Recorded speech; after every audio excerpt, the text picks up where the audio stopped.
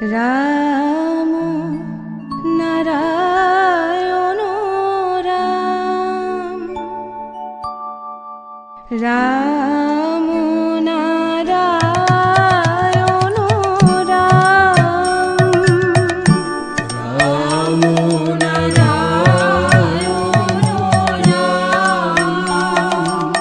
রাম রাম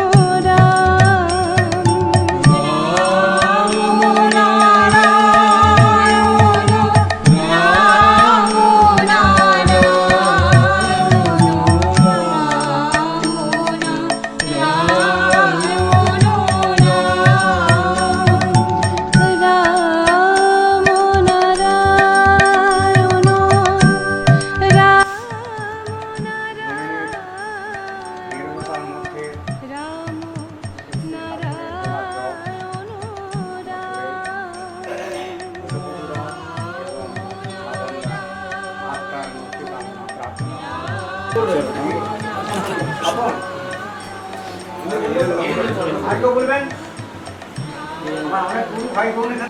প্রণাম জানিয়ে আজকে স্মরণ সভা শুরু করা হচ্ছে।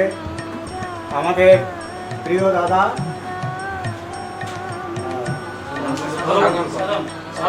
সাধনদা এবং মেদিনীপুরে আমাদের এক ভাই পশুপতিদা গত পরশু দিন ঠাকুরের চরণে গেছেন। আর আমাদের সাধনদা কতদিন আগে 25 তারিখে 25শে জুলাই ঠাকুরের কাছে গেছেন। সেই উদ্দেশ্যে তার সাংগঠনিক অবদান সম্পর্কে কিছু আলোচনা করে, সংক্ষিপ্তভাবে কিছু আলোচনা করে আজকের স্মরণ সভা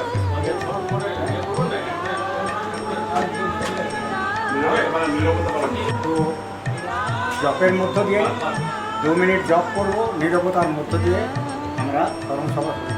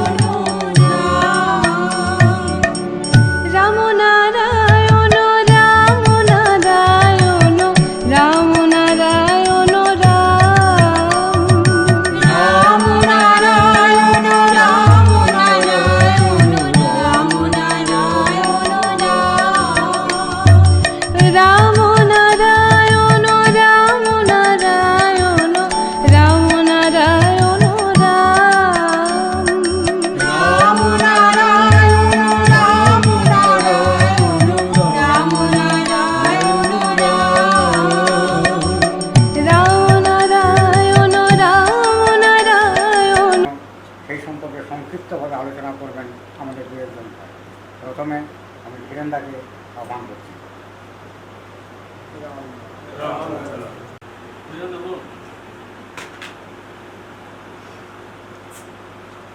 রাম নারায়ণ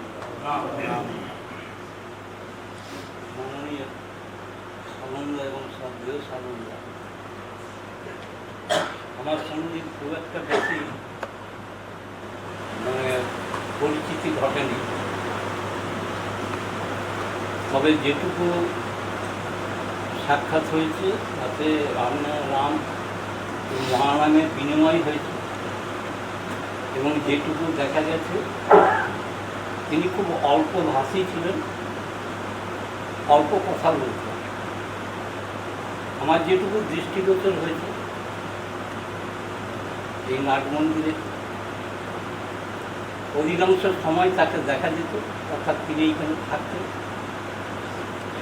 আমার মনে হয় যে কোনো ভাই বোনের সঙ্গে ব্যবহারিক দিক দিয়ে কোনো তিক্ততার সঙ্গে তিনি কখনো জড়াননি, মানে সেটা আমার নজরে আসেনি। তার এই সমস্ত কার্যকলাপ এবং গুরুর মুখনিসৃত বাণী এবং তার আদেশ নির্দেশ পালনের ক্ষেত্রে তিনি একটা দৃষ্টান্ত রেখেছেন। যেটা তিনি চেয়েছেন, বাবা চেয়েছেন, তোমরা নীরব কর্মী হয়ে বেদের কাজ করে যাবে। আমার যেটা চোখে পড়েছে সারঙ্গতে, আমি সেই রকম জায়গায় তাকে পেয়েছি।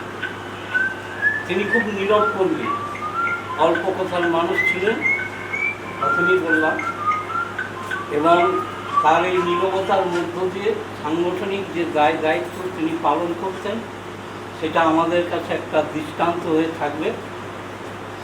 এইটুকু বলে তার কর্মের প্রতি শ্রদ্ধা জানিয়ে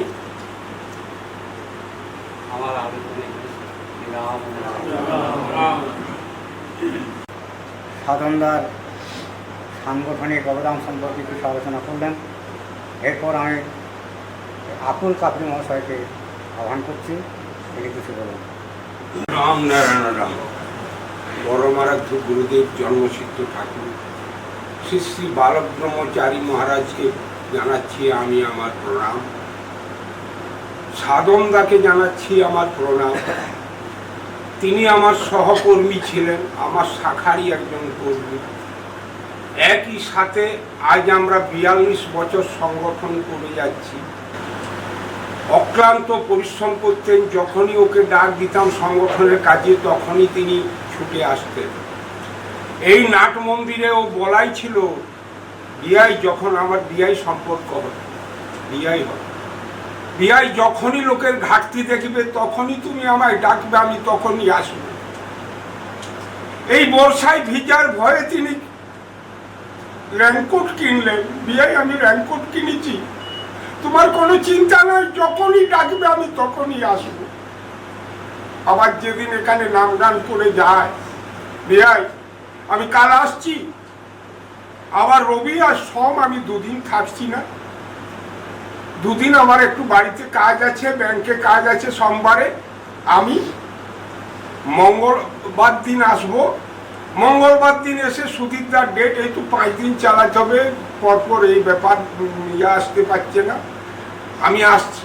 এই বলে আমার কাছ থেকে গেল। যে রাত 8:30টার সময় আমি 9টা 9:30টায় শুনছি স্ট্রোক হয়ে,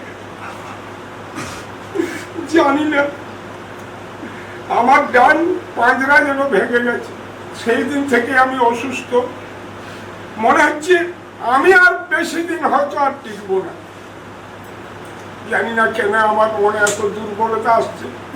একটা সলিড কর্মী, যাকে সব সময় ডাকলে পেতাম, যে সব সময় আমার পাশে ছিল, সেই ব্যক্তিটাকে আমি হারালাম। ওর কাজ নিখুঁত ছিল, ও আমাদের সংগঠনের কেশিয়ার ছিল, হিসাব নিখুঁত, অঞ্চলের কেশিয়ার ছিল। এইখানেও বলেছিলাম, বিআই তুমি একটু দায়িত্বটা নাও, এইখানের একটু কেস ব্যাপারে আমার সহযোগিতা করো। বলছে দেখো আমি নানা রকম চিন্তায় আছি, আরও ওই সব লোককে দাও, আর আমারও তো বয়স হয়ে গেছে। কেবল আমাকে বারবার বলতো তুমি একা এত চাপ নিচ্ছ, একটু ভাগ করে দাও, কাজের বন্টন করে দাও, তাহলে তোমার চাপটা এখানে কমবে। আমি বলি বিআই কাকে দেবো, কে নিবে চাপ? সবাই তো ঘরে বসে বসে ফোনে নানা রকম ঢিল ছুটছে, দায়িত্ব কেউ নিতে চাইছে না। তবে আমাকে দাও, আমি খোলের দায়িত্বটা নিলাম। ও খোলের দায়িত্বটা নিয়েছিল। যখন যা খোলের দরকার হতো, সারানোর দরকার হতো, তখনই ও সবাইকে মিস্ত্রিকে ডেকে সারাতো এবং বলতে এইটাই করতে হবে, এইটাই করতে হবে, ওইটা নিয়ে আমি নিশ্চিন্তে ছিলাম। কিন্তু সেটাও আবার আমার কাঁধে বোঝাটা চেপে গেল। যাই হোক, বিশেষ আর আমি কিছু বলছি না। এই রকম নাম করতে করতে যদি আমরা যেতে পারি তাহলে জানবো আমরা ঠাকুর বালক ব্রহ্মচারী মহারাজের যোগ্য সন্তান। যেটা উনি ইতিহাস গড়ে গেলেন, এখানে নাম করে সবাইকে হাসি মুখে বিদায় নিয়ে গেলেন। আবার সংগঠনে বসে জব করতে করতে ওনার স্ট্রোক হয়। তারপরে রবি ভাই এসে ওকে তুলে ওর কাছে ওকে 3 বার রাম নারায়ণ রাম, রাম নারায়ণ রাম, রাম নারায়ণ রাম করে তারপরেই উনি অজ্ঞান হয়ে যান। ওই দিনই ওই সংগঠনে উনি মারা গেছেন। কেবল ওর একটু প্রাণ স্পন্দনটা ছিল আমাদের একটু দেখার জন্য, মানে ওই দিনই নাম করতে করতেই ঠাকুরের চরণে স্থান পেয়ে গেছে। এইরকম যেন আমরা প্রত্যেকটি ভাই যোগ্য ব্যক্তি হতে পারি এবং ঠাকুরের কাজ মন প্রাণ দিয়ে করতে পারি, অন্তর দিয়ে করতে পারি। ফাঁক ফাঁকি যেন না থাকে, উনার মধ্যে ফাঁক ফাঁকি থাকে না। উনি বলে দিতেন, কাল আমি আসতে পারছি না ভাই, আমার চাপ আছে, আমি তারপর যেদিন ডাকবে আমি আসবো, কাল এই কাজটুকু আমি একটু বাগিয়ে নিই। এইরকম কথা বলতে যেন আমরা সবাই শিখি। অনেকে আজ আমরা বলছি হ্যাঁ আসছি, 7 দিন পরে আসছি। সেই টাইমটা উনি টাইম কথা দিয়ে কথা রাখতেন, সময় দিয়ে সময় রাখতেন। আমি বলতাম বিয়াই কাল তো লোক থাকছে না, তোমাকে এসে এখানে স্নান করতে হবে, কোনো চিন্তা নেই। ঠিক 7টা 5-এ এসে এখানে নাম গানে যোগ দিয়ে চান করতো, ধুতি গামছা সব বেডিং পত্র নিয়ে চলে আসতো।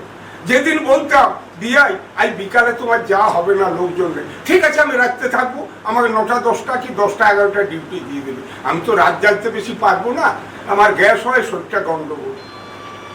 এইরকম যেন উনারই মতো আমরা সবাই যোগ্য কর্মী হতে পারি, এই বলে আমার বক্তব্য শেষ করছি। রাম নারায়ণ রাম, রাম নারায়ণ রাম, রাম নারায়ণ রাম।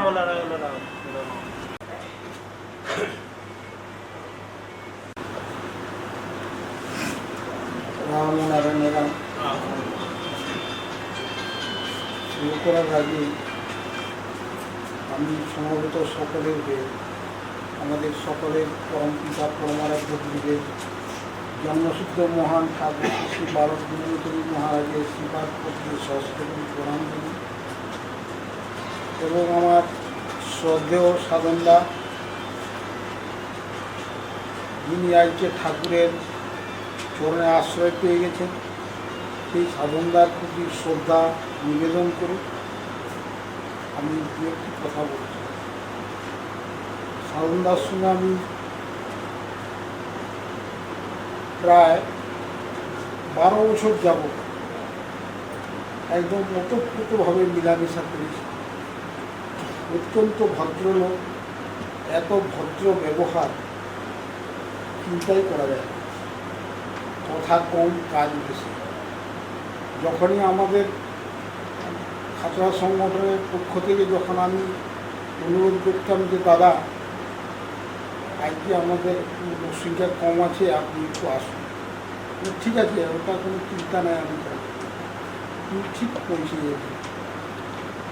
এইবারে ডেটের আগে অত্যন্ত মানে বেদনাদায়ক জিনিস, যেটা আপনাদের সামনে আমি আর কি বলছি।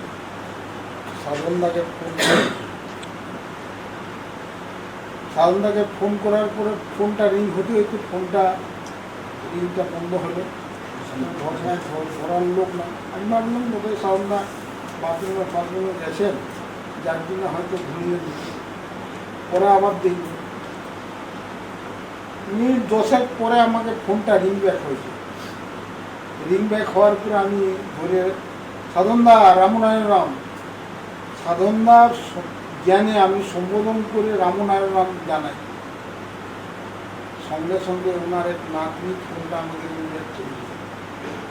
বলবে দাদুর শরীর খুব খারাপ, দাদুকে হসপিটালে ভর্তি করতে হতো, কালকে রাত্রিবেলা স্ট্রোক হয়ে গেল। তো আমার মাথাটা সঙ্গে সঙ্গে ধরে গেল, ব্যাপারটা কি। আমি সব জিনিসটা উল্টে বললাম, বলি কীভাবে স্ট্রোকটা হলো ভাই? বলছি যে সংগঠনে গেছিলেন, সংগঠন থেকে ঠাকুরের কাছে নাম করে আসার সময় এই অবস্থাটা হয়েছে। যাই হোক, পরমপিতা বলেছেন যে আমার সমস্ত সন্তান তোমরা সকলেই যেন বেদ প্রচাররত অবস্থায় তোমাদের মৃত্যু হয়, এটা তিনি চেয়েছেন। তার অন্তরের চাওয়া, সেই অন্তরের চাওয়াটা আজকে সাধনদার ক্ষেত্রে সেটা প্রযোজ্য হবে। সাধনদা যে একজন সঠিক কর্মী ছিলেন, তিনি আদর্শ সন্তান ছিলেন, তিনি আদর্শ সৈনিক ছিলেন এবং আদর্শ কর্মী ছিলেন। সেই আদর্শ সৈনিক এবং আদর্শ কর্মী, আদর্শ সন্তানের জায়গায় তিনি বিষয়টা বুঝিয়ে দিয়ে গেলেন যে পরমপিতা যা বলেছেন যে বেদ প্রচাররত অবস্থাতে যেন তোমাদের মৃত্যু হয়, তাই বেদ প্রচাররত অবস্থাতেই নাম করতে করতে তারা আমার পরমের শ্রীচরণে আশ্রয় নিয়ে নিয়েছে। এটা আমাদের খুশির খবর, খুশির কথা। তবু অত্যন্ত দুঃখ যে তিনি আমাদের কাছে এখন নেই, একটা অপূরণীয় ক্ষতি হয়ে গেল। সেই অপূরণীয় ক্ষতি পূরণ করার মতন এখন আর যোগ্য সেরকম ধরনের কর্মী, খোল বাজানো, নাম করা, সমস্ত রকমের অবস্থাতেই তিনি একজন পারদর্শী, সক্রিয় ছিলেন। তাই তার কথা বারে বারে মনে হয়, বারে বারে তাকে স্মরণে আসে। চিন্তা ভাবনার স্তরে সাধনদাই মনটা হয়, কিন্তু সেই সাধনটা আজকে আমাদের কাছে নেই। আমাদের কাছে না থাকলে এই পারে আমরা যারা যারা আজকে আমাদের সকলের সঙ্গে দর্শন হচ্ছে, পরমপিতা বলেছেন পরপারে আবার সুন্দরভাবে তাদের সঙ্গে তোমাদের সকলের দর্শন হবে। তাই এইটাই আশ্বস্ত হয়ে যে সাধনদার সঙ্গে আগামী দিনে আমরাও হয়তো গিয়ে সেইখানে বসে উনি খোল বাজাবেন, আমরা নাম করব, পরমের কথা এরকমভাবে সবাই মিলিত অবস্থায় আলোচনা করব। তাই প্রত্যেকটি ভাইয়ের কাছে অনুরোধ যেন আমরা সঠিক এই ধরনের কর্মী হতে পারি। এবং মৃত্যুর মুহূর্তে ঠাকুর বলছেন অন্তর্গত রামনারায়ণ নাম কথাটা একটু উচ্চারণ করো, তাহলেই হয়ে যাবে। সেই রামনারায়ণ নাম কথাটা যেমন আসল কথাটা বললেন যে তিনি শেষ অবস্থায় রবিকে 3 বার রামনারায়ণ রাম রামনারায়ণ রাম রামনারায়ণ রাম বলেছেন। এর থেকে বড় প্রাপ্তি আর কিছু নাই। সেই বড় প্রাপ্তির জায়গায় তিনি চলে গেছেন, এটা আমাদের কামনাও সেটা পায়। যাই হোক, আমরা যেন প্রত্যেকে সেই অবস্থাতে সেই মন মানসিকতার সঙ্গে আমরা যেন প্রত্যেকে খাঁটি কর্মী হয়ে, খাঁটি সন্তান হয়ে, খাঁটি সৈনিক হয়ে আমরা যেন পরমের স্বীকার করতে নিজেদেরকে নিবেদন করে যোগ্য হয়ে অনুরোধ করতে পারি। এইটাই অনুরোধ।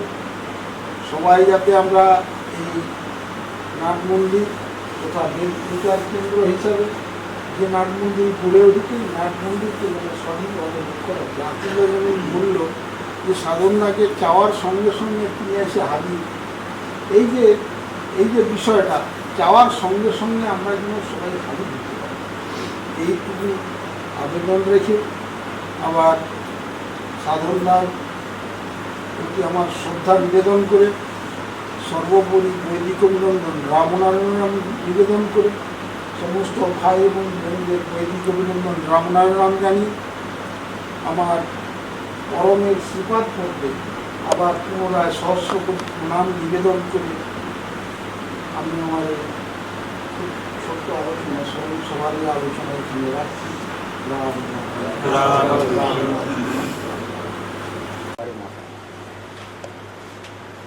গুরুদেবের শ্রীচরণে প্রণাম জানিয়ে সাধনদাকে জানাই আমার অন্তরের ভক্তিপূর্ণ প্রণাম। সাধনদা আমার সঙ্গে, আমি তো অনেকদিন ধরেই সংগঠনের সঙ্গে যুক্ত, প্রায় 1973 সাল থেকে বাবার সঙ্গে তখন আসতাম। সাধনদাকেও পরে পরে আসতে দেখলাম এবং আসা যাওয়া করতো। নির্বিকল্পের সময়ও আমরা সব একসঙ্গেই কলকাতায় গিয়েছিলাম।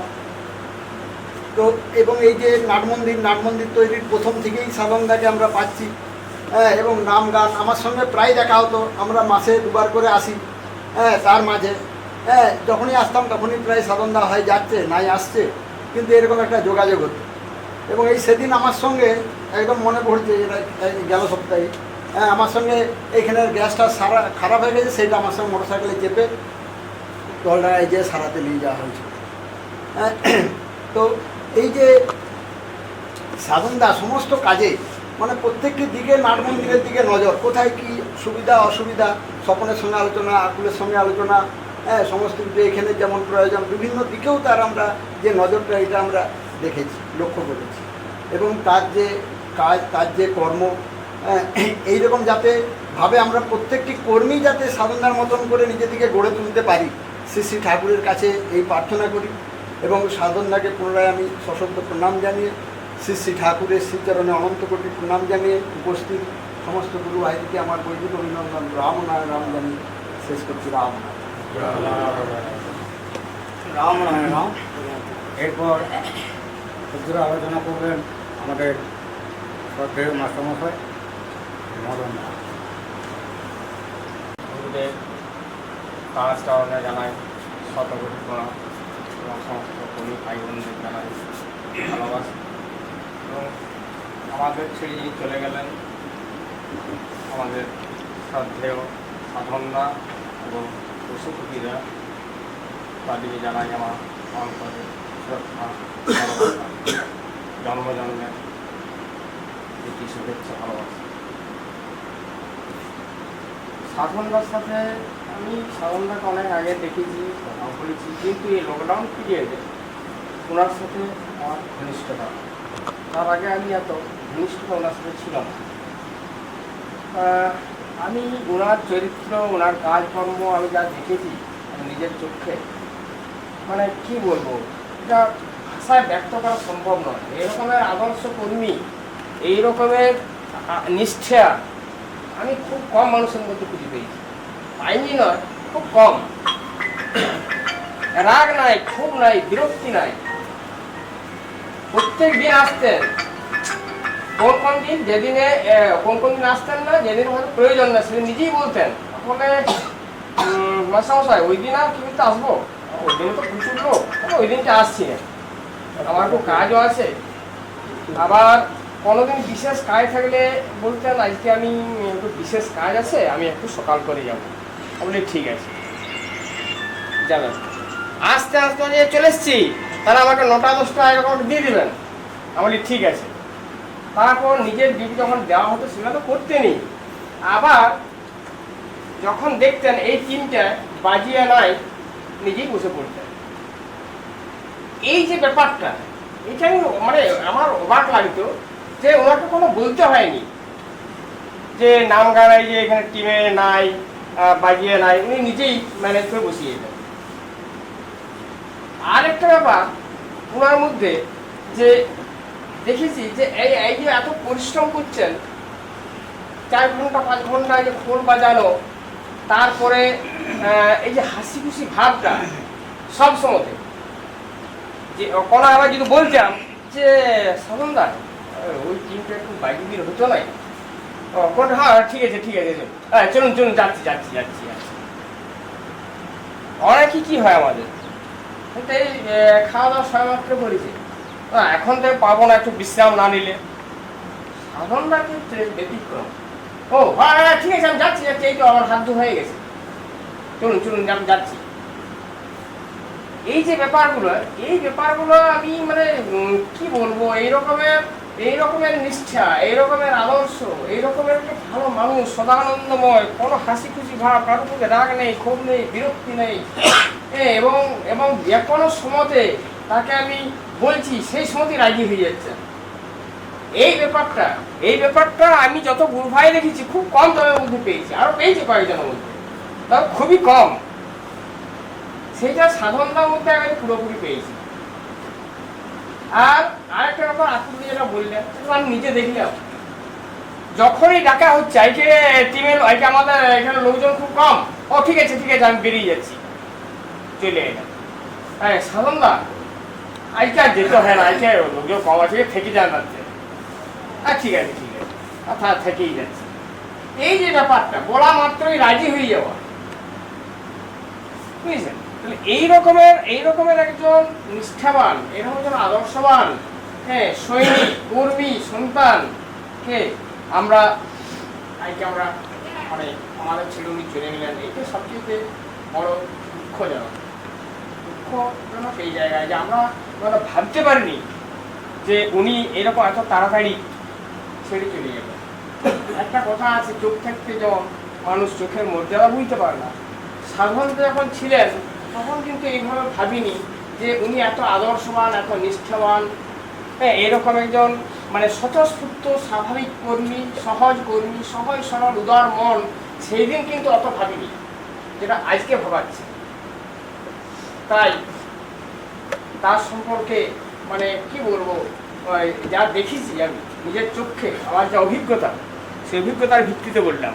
আমি একটা বরং আমি তার সম্পর্কে বরং সব কিছু বলতে পারছি না ঠিক মতো, মানে তার মধ্যে আমি যে নিষ্ঠা, তার মধ্যে যে আদর্শ, তার মধ্যে যে সততা, বিবেক আমি যে দেখেছি, সেই ব্যাপারটাকে আমি চিন্তা করে আমি তার প্রতি আবার মানে প্রণত হই, তাকে আমি শ্রদ্ধা জানাই। তার সাথে যেন আবার আমাদের দেখা হয়, সেই ঠাকুর যেখানে বলেছেন সবাইকে আবার একত্রিত করব, তোমাদের সাথে পরস্পর আবার কথা হবে, দেখা হবে, আলোচনা হবে, সেই দিন সেই ব্যাপার যেন আবার আমরা পাই তাকে, সেই আমরা আশা রেখে এবং ঠাকুরের প্রতি আমাদের 100% বিশ্বাস, সেই ঘটনা ঘটবেও, হ্যাঁ তাই সেই ভালোবাসা জানিয়ে আমি আমার বক্তব্য শেষ করছি।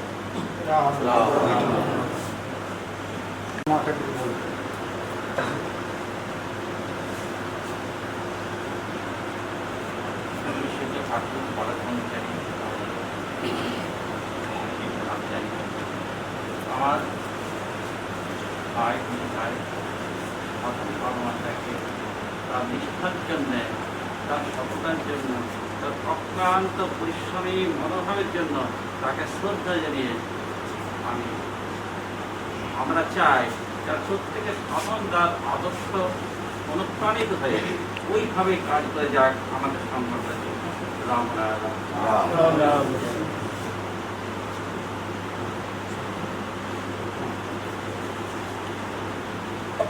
রাম রাম রাম। সবাই মোটামুটি আলোচনা করলেন। আমি একটু বলবো। আচ্ছা, আমাদের সুরজিৎদা একটু বলবেন, সুরজিৎদার পরে স্বপন একটু বলবেন।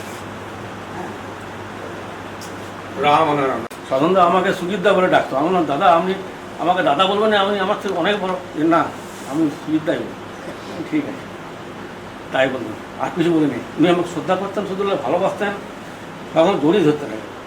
এই কিছুদিন আগেও এই নামে আমি এসেছিলাম, খাওয়া দাওয়া করবার আগে উনি দেখি নাম করছেন, তো আমার নামে আমাকে ইশারা করলো বসুনম নাম। ঠিক আছে বসুনম নামে, কিন্তু আমার সঙ্গে যারা এসেছিলো তাদেরকে দেখবার জন্য আমার নামটাকে আমি ছোটো করে ওরা উঠে গেলাম। ওনারা ধমক খেল, নাম ছোটো গেলাম কেন? আমরা তো 8 ঘন্টা 45 মিনিট তো আগে নামটা রাখেনি, হ্যাঁ সে রাখি। আজকে আমি মানে এই লোকগুলো যে এসেছি আজকে একটু ইয়া করে, আমাদের গুরু ভাই নয় তারা, তাদেরকে একটু বলছি না আমার কষ্ট লাগলো খুব। ঠিক আছে দাদা আমার আরও হবেই নেই, ওনাকে আমি এরকম বলি। তো এত আন্তরিক মানে ভালোবাসাটা বলাটা, মানে ওনার আজ নেই, আমার চোখে জল চলে আসছে যে ওনার এই ভালোবাসাটা।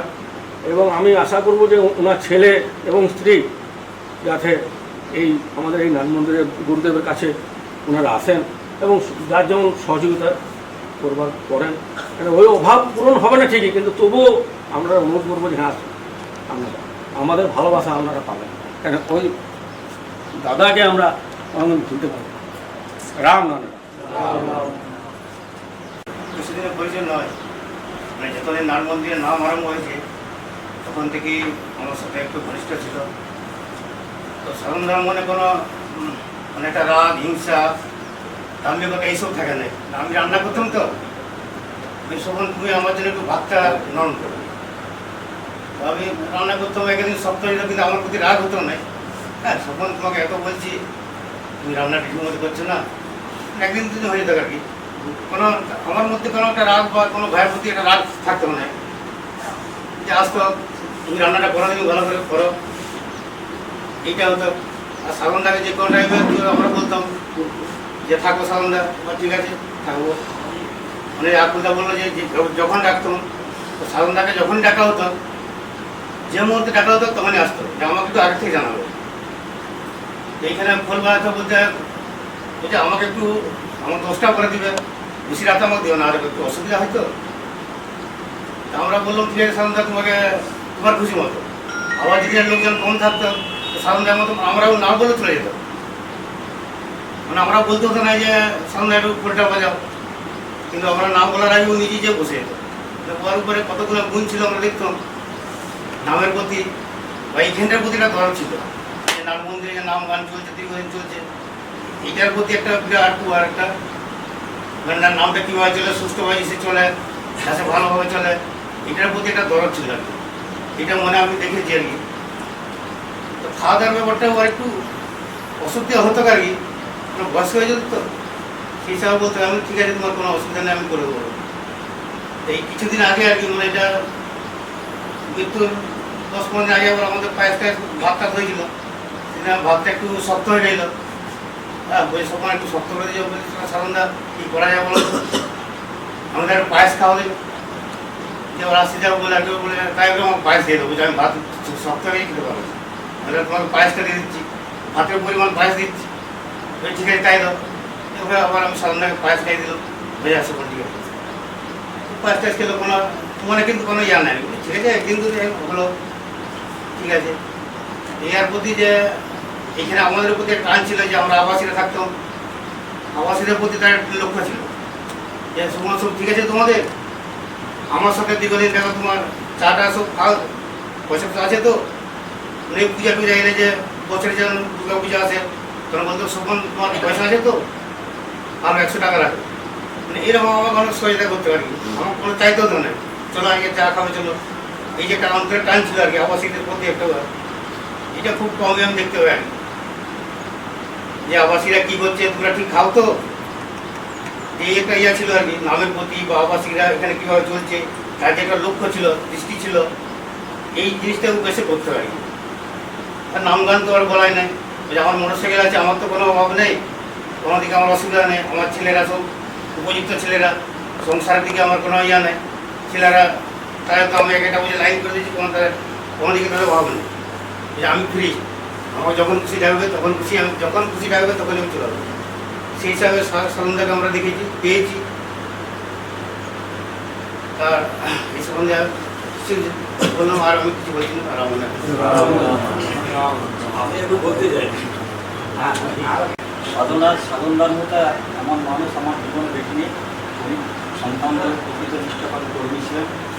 আর আমাদের দক্ষিণাঞ্চলে তাল্লাঙ্গা এলাকায় যতই অনুষ্ঠান হয়েছে ওনার সহযোগিতা সবসময় আমরা পেয়েছি। হ্যাঁ, ওনার মানে যে ঠাকুরের কাজে ওনার যে কর্ম তার নির্মাণ আমার করার ক্ষমতা নেই।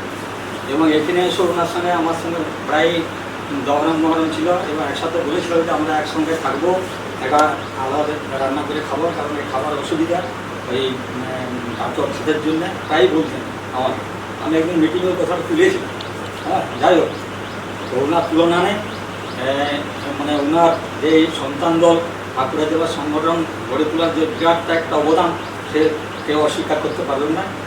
এই কথা বলে আমি শেষ করছি এবং ওনাকে সশ্রদ্ধ প্রণাম জানাচ্ছি।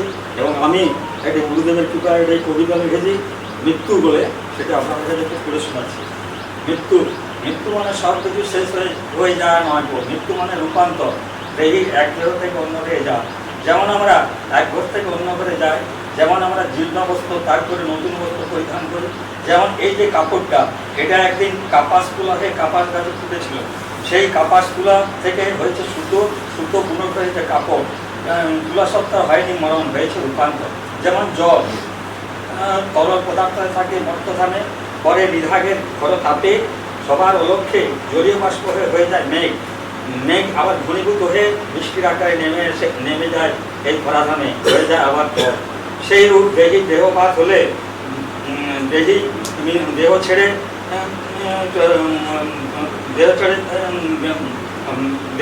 দেহির দেহপাত হলে দেহকে হয় কবর দেওয়া হয় কিংবা দাহ করা হয়। দেহের উপাদান সব মিশে যায় পঞ্চভূতে, বা দেহি কর্মবীজ সংগ্রহ করে সংস্কার নিয়ে চলে যায় মহাকাশের বুকে, সেখানে মাত্রা অনুযায়ী তার জন্ম হয় পৃথিবীর নানা জমিতে। আর উন্নত মাত্রার জীবাত্মা হলে তার পৃথিবীর মায়া আকর্ষণ ভেদ করে সে চলে যায় উন্নত মাত্রায় বহে স্বর্গলোকে শিবলোকে। আর এই আর উন্নত মাত্রা হলে জীবাত্মা মিশে যায় পরমাত্মা, এই মুখ্য লাভ করে। তাই দেহেই দুঃখ নয়, শোক নয়, ব্যথা নয়, এই নবজীবন হবে। রাম নারায়ণ।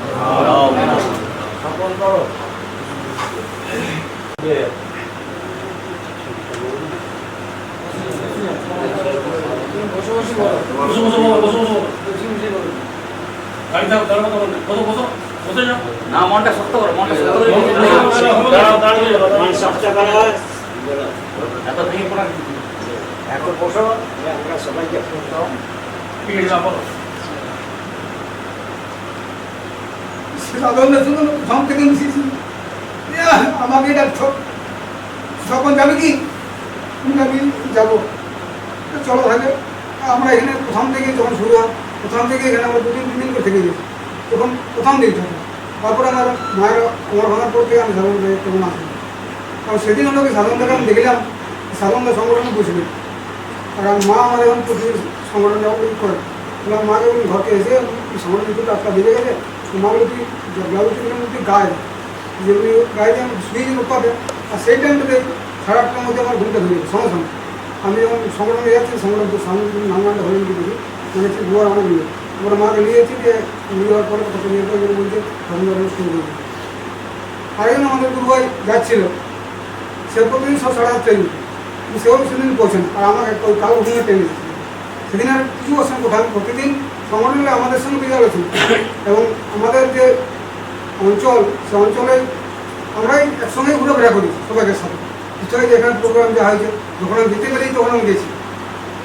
এখন সেদিনের আর কোনো কথা আর হবে না, সব কথাই আমাকে বলে যে এরকম চলছে, এরকম হচ্ছে। আমাদের মৃত্যুটা নামগান করে হয়, হ্যাঁ, এরকমভাবে যে যার সময় ব্যবস্থা চলছে এভাবে বেঁচে ঠিক এইভাবে যাবে না। যেখানে যা গেছে বেশিরভাগ আমি অত বসাতে গেছি, আমার বলি সেখান যাবি না আমি যাবো। তো সেদিন আমার সাথে আর কোনো কথা হয়ে গেছে। এবং যখন যা সংগঠন যা প্রয়োজন, যখন যা চাওয়া হয়েছে যে আমি তো আছি, সংগঠন আমি চালাব, তো তোরা যে যা করবি সংগঠনটা চলবে। এখানে আসার ব্যাপারেও অনেকে বলে প্রথম দিকটাতে আমরা সবাই যেত না, কিছুদিন আমার বন্ধ হয়েছে, আমি মাঝে মধ্যে ছাড়া আসতে পারি। সাধারণ যে মানে ত্যাগ শিকারটা করেছে সংগঠনে কোথায় যেখানে যা যে যা ডেকেছে ও আমাদের অগ্রহ, আমরা সেটা অত হয়ে উঠতে পারি। যা আমরা চেষ্টা করবো, তো পরিবারের যাতে সংগঠনে সবাই আসে সেই কামনা আমি করছি। যারা যেমন আসে সাধারণ যেমন ছিল, তারা যেমন সংগঠনের পাশে এসে দাঁড়ায়। ঠাকুরের চরণে প্রার্থনা করছি, সাধারণ বন্ধু ঠাকুরের চলে গেছে, ঠাকুর যেমন মুক্ত হয়ে যায়। আমরাও আমারও ওইটাই আলোচনা হতো, আমরা ওইভাবে চলে যাই, প্রতিদিন ওই কথাগুলো হতো। রাম রাম শ্রী শ্রী ঠাকুরের শ্রীচরণে জানাই আমার অন্তরের প্রণাম এবং সাধনদাকে আমার জানাই শ্রদ্ধা, ভক্তি, ভালোবাসা এবং প্রণাম। এবং উপস্থিত গুরু ভাই বোনেদের জানাই বৈদিক অভিনন্দন। রাম নারায়ণ। আমি 1984 সাল থেকেই ঠাকুরের সংগঠনে এসেছি এবং তখন থেকেই তার আগে পর্যন্ত, অর্থাৎ সাধনদা যে ছিলেন তখন পর্যন্তই আমি দেখেছি সাধনদা খুবই ছিলেন সহজ সরল, খুবই মানুষ, এবং তার মধ্যে কখনোই দাম্ভিকতা এবং উচ্চ কথাবার্তা এই রকম জিনিসগুলো আমি কিন্তু দেখিনি, এবং খুবই একদম সহজ সরল মানুষ ছিলেন সাধনদা। তার এই বাঁকুড়া সংগঠন তখন থেকেই আমি 1984 সাল থেকেই বলছি কথাটা, 1984 সাল থেকেই দেখে আসছি এই বাঁকুড়া সংগঠন তথা নাটমন্দির এবং আমাদের বিষ্ণুপুর এলাকাতেও আরও যে সমস্ত নামগান হয়েছে, তাতে করে সাধনদা অনেক জায়গায় এবং তথা কলকাতার বিভিন্ন যে অনুষ্ঠানগুলো হয়েছে সেইখানে সব জায়গাতে গেছেন। এবং সাধনদা অধিকাংশ গুরু ভাইকেই, যাদের একটু অর্থনৈতিক সচ্ছলতা কম এবং এই বিষয়ে যেটা সেই সব ইয়াকেও তিনি কিছু সহযোগিতাও করতেন। যেমন আমাকেই বলি, আমি আমার দিক দিয়েই বলি, সাধনদা সঙ্গে আমরা কিছুদিন আগেও এই পাথর পড়াতে নাম হয়েছিল, আমি গেছিলাম, আকুরদা গেছিলো, সাধনদা গেছিলো। আমাকে বললো বিশু তাহলে তুমি এই পয়সাটা রাখো, আমাকে কিছু পয়সা সামান্য দিয়েছিল ভাড়াটার জন্য, বলছে যদি তোমার এটা, আমি বলি না না সাধারণত আমার অসুবিধা হবে না, তবু আমাকে কিছু পয়সা দিলেও বলছে না না এটা রাখো যদি অসুবিধা হয়। এইরকম সাধনদার অবদান ছিল এবং ভাইদের প্রতি একটা আন্তরিক টান ছিল। এবং এইখানে যে নাটমন্দির আমি এসে দেখেছি যে অক্লান্ত পরিশ্রম করে তিনি খোলটোল বাজাতেন এবং যে জায়গাটায় ঘাটতি হতো সেইখানেই তিনি চলে যেতেন, তার বেজার বিরক্তি এই ধরনের কোনো থাকেনি। এবং সবকে এলে আপন এবং আপন একদম মানে একটা অন্তরের কত নারীর টান, ঠাকুর যে কথাগুলো বলতেন সেই গুণগুলোই সাধনদার মধ্যে লক্ষ্য করা গেছে। তো যাই হোক, আমি বিশেষ কিছু বলছি নেই, আমরা যেন সাধনদাকে আজকে যেহেতু সাধনদার স্মরণসভা, সেই সাধনদার স্মরণসভায় আমরা যেন সাধনদা যে কাজ করে গেছেন এবং যে আদর্শ রক্ষা করে গেছেন ঠাকুরের, এবং সেইটা যাতে আমরা পালন করতে পারি সেটা আমরা বজায় রাখি। এবং এর সঙ্গে আর একটা ছোটো কথা বলি আমি, যে সাধনদা যা আমরা ভাববো যে সাধনদা আমাদের কাছে আজও আছে এবং ঠাকুরের কথায় আমাদের যে সমস্তগুলো বললো যে আমাদের পরে আবার মিলিত হবে, দেখা হবে। তো সাধনদার ছেলে এবং আরও যে পরিবার আছে তারাও যেন এই ঠাকুরের সংগঠনের সঙ্গে যোগাযোগে যুক্ত থাকে, এই কথাটা বিশেষভাবে আমি অনুরোধ করছি। এইটা যাতে আমাদের সাধনদার পরিবার এবং সেইভাবে সাধনদার সঙ্গে আমাদের যে ওতপ্রোতভাবে যেমন হয়েছিল এই আবেদন রেখে এবং সবাইকে বৈদিক অভিনন্দন রামনারায়ণ রাম জানিয়ে এবং ঠাকুরকে অন্তরের প্রণাম জানিয়ে এইখানেই শেষ করছি। আমাদের স্মরণসভা করতে হবে সাধনদার, এটা আমি কোনোদিনই ভাবতে পারিনি। এই রুমে আমরা 6 জন থাকতাম, সাধনদা এদিকে, পশুপতিদা এখানে থাকতেন, তারা দুজনেই কত হয়ে গেছেন। বিশেষ করে সাধনদার কথা বলবো, শেষ দিন আমি হিরেনদা আর সাধনদা একসাথে নামগান করে উঠেছি 3টে থেকে 4টে পর্যন্ত। এইভাবে তিনি চলে যাবেন, সেই রাত্রিতে স্ট্রোক হয়ে যাবে আমি ভাবতেও পারিনি। যখন খবরটা পেলাম সেই খবরটা সহ্য করার মতো নয়। আজকে সমবেদনা জানানোর ভাষা আমার জানা নেই। সাধনদার পরিবার এসেছেন, তারা সমব্যথী।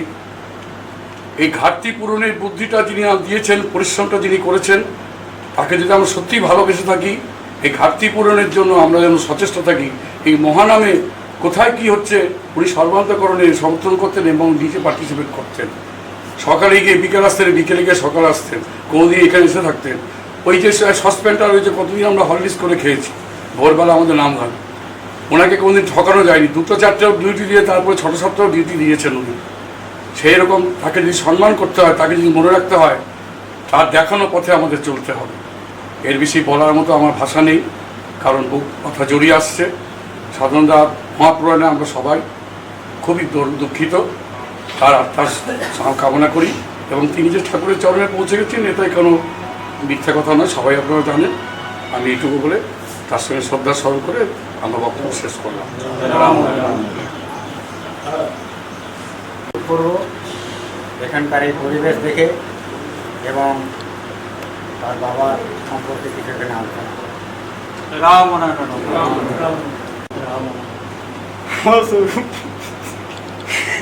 বাবা দীর্ঘদিন ধরে সমস্ত গুরু ভাই বোনদের প্রতিশোধ পালন করে গেছেন, নিষ্ঠাভাবে পালন করে গেছেন। দিনরাত একাকার করে রামনারায়ণ বালব্রহ্মচারীর মহাসেবা করে গেছেন এবং সবাইকার ভালোবাসা এবং যে অফুরন্ত ভালোবাসা পেয়েছেন, এটা আমি কৃতজ্ঞ জানাই এবং সবাইকে আমার প্রণাম শ্রদ্ধা জানাই। এবং বাবা দীর্ঘদিন ধরে এই রামনারায়ণের সঙ্গে যুক্ত, যে কোনো কাজে যে কোনো সময় সবসময় বাবা এসে হাজির হয়েছেন এবং কোনো পরিশ্রম বলে কোনো দিন বাবার ছিল না। সব সময় এনি টাইম যখনই ডাকতেন তখনই পেতেন এবং কাজে সবসময় আসা যাওয়া করতেন এবং সংগঠন নিয়ে সবসময় চিন্তা ভাবনা ছিলেন। আমরা সবসময় বাইরে থাকি, রাত্রেবেলায় বাড়িতে ঢুকি, হঠাৎ শুনি যে বাবার সংগঠনে স্ট্রোক হয়ে গেছে। তারপর বাবাকে তাড়াতাড়ি করে নিয়ে যায় হসপিটাল নিয়ে যেয়ে 7 দিন 5 দিন ছিলেন। তারপর দিন ভোর 6:20 মারা গেলেন। তো তারপর নিয়ে আসলাম, নিয়ে আসে পরে সমস্ত সংগঠনের চারদিকে সমস্ত লোক এসেছিলেন, তাকে বিদায় জানালেন, মহানামের নাম দিয়ে বিদায় জানালেন, রাম মহানামের যোগ্য দিয়ে আমার বাবা বিদায় হলো। আবার আর বলার কিছু নেই, এখানে আমি বক্তব্য শেষ করছি।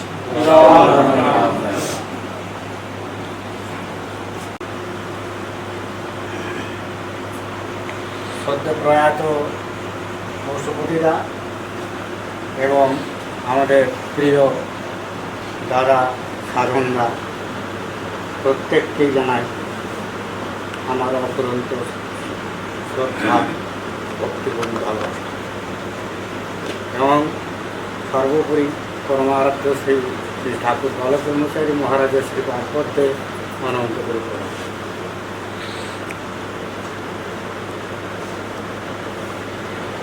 1993 সাল 5ই মে না 1993 সালের 31শে মার্চ শ্রী ঠাকুরের শেষ মিটিং গেটের মিটিংয়েও আনন্দে গিয়েছেন। তারপর 31 তারিখের পর হঠাৎ শুনছি 8ই এপ্রিল ঠাকুর অসুস্থ। তাকে কোঠারি নার্সিংহোমে নাকি ভর্তি করা হয়েছে।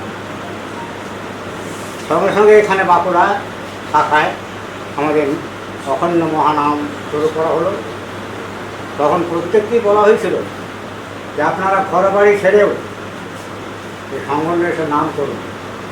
ঠাকুর বলেছেন তোমরা নাম করলে আমি সুস্থ হব। তাই আমরা তখন নামের ব্যবস্থা করেছিলাম। ওখানে সাধনরা সেখানে 15 দিন ছুটি নিয়ে নিয়েছিলেন।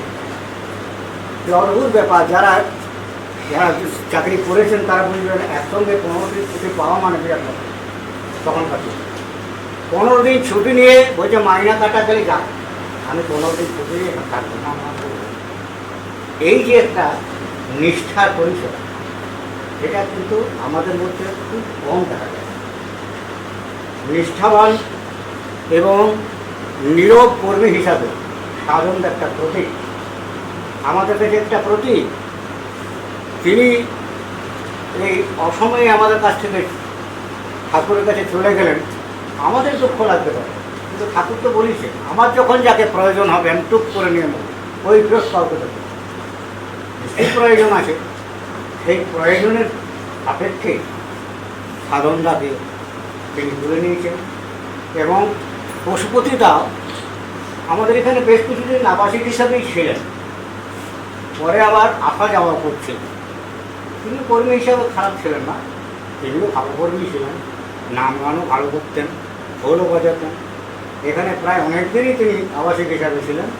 তারপর তিনি বাড়ি যান, বাড়ি থেকে আবার মাঝে মাঝে তিনি আসতেন, আবার যেতেন।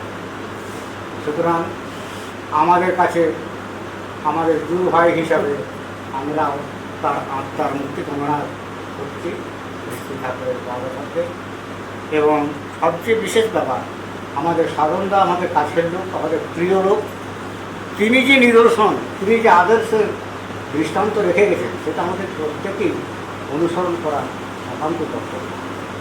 কারণ যে বিরাট ক্ষতিটা আমাদের হয়ে গেল, এই ক্ষতিটা পূরণ করতে গেলে ওই আদর্শকে ধরতে হবে, ওইরকম আদর্শবান হতে হবে। না হলে কিন্তু আমরা ভিতরে আর বাইরে সাধনার ভিতর বাইরে এক ছিল। আমি বলতাম যে আমরা জামা কাপড়ের ব্যাপার পরিষ্কার থাক, ওই আমি সরস্বতীর বড় করতাম, আমি সাদা ছাড়া কিছু করি না। বাহ, খুব সুন্দর কথা বলেছেন, আপনি মাস্টার লোক তো, তাই এরকম ভালো কথাবার্তা বলছেন। বলছে না দাদা আমি সাদা পোশাকই করি, খুব ভালো।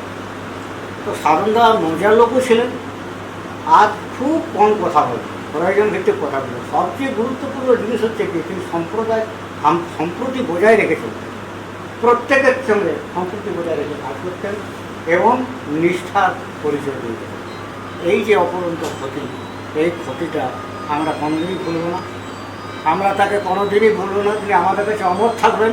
প্রত্যেকটি সন্তান ভাই, আমাদের প্রত্যেকটি গুরু ভাই বোনের অন্তরে তিনি ঠাঁই পেয়েছেন, ভালোবাসা পেয়েছেন। তাই আমরা শ্রী শ্রী ঠাকুরের কাছে পশুপতিদা এবং সাধনদার আত্মার মুক্তি কামনা করে আজকের এই স্মরণ সভা শেষ করছি। রাম।